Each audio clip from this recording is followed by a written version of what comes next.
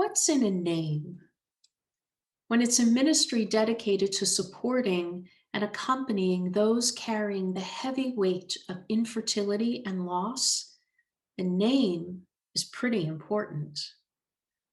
I'm Anne with Springs in the Desert, and one of the questions we get asked most often is why we chose that name. On the surface, it doesn't seem to make much sense since desert and water don't really go together. But because infertility itself has so many emotions in conflict with each other, because it's so complex, we thought the name was perfect. Let me break it down for you. The desert imagery makes sense because it speaks of desolation, a vastness that feels like it leads nowhere. That dreaded word, barrenness. This describes very well our spiritual disposition at times where we feel like God has abandoned us, left us in the heat of our sadness, thirsting for relief. Anger, sadness, frustration, jealousy. So many emotions burn in us at any given time. Sometimes, though, we feel emotionally parched, dried up, exhausted with trying and hoping. Physically, when we're undergoing treatment or taking medications and supplements, or just constantly monitoring our bodies and the calendar, it can feel like we're walking through thick layers of sand, slowly, painfully growing wearier with each step.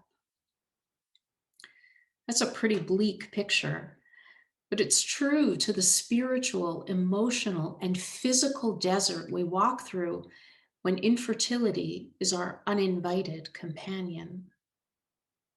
But what about the spring? Desert and water can't exist together, can they? We believe they can. The spring represents our tears, but also refreshment, cleansing, and hope. Infertility separates, isolates, and pushes us toward despair. But there is a spring welling up in this desert, and it is community, solidarity, and understanding. Most importantly, it is the love and mercy Jesus is pouring out on us.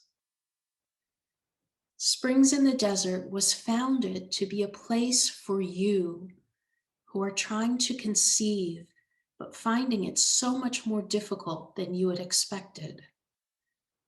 For you who have suffered the loss of your child during pregnancy, or perhaps many children. Springs in the Desert is for you who are thankful for the gift of a child, but still desiring so desperately to expand your family. For you who have received a diagnosis or suffered an illness that makes conceiving a child impossible. Springs in the Desert is for you whose fertility window is closing, or who are now years past childbearing, but still grieving that loss. The desert is dry and lonely, difficult to navigate, and unforgiving if we are alone and unprotected. But there is beauty in it too, in the colors of the sand as they're reflected by the sun, in the horizon where the vast landscape meets the endless sky. This view of the desert reminds us that our lives here hold hidden beauty and the possibilities for our life, for our marriages, and for the plans that God has for us are as vast as the desert and the sky. If you are in a desert place, feeling isolated and exhausted, we invite you to come to this spring for rest, for community, for prayer, and to be heard and understood. What's in a name? For Springs in the Desert, Our name is meant to be a witness to the power of our merciful God to enter into the most desolate and hopeless of places to bring about beauty, peace, hope, and new life.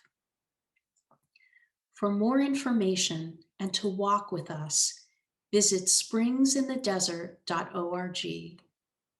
Thank you, and God bless you.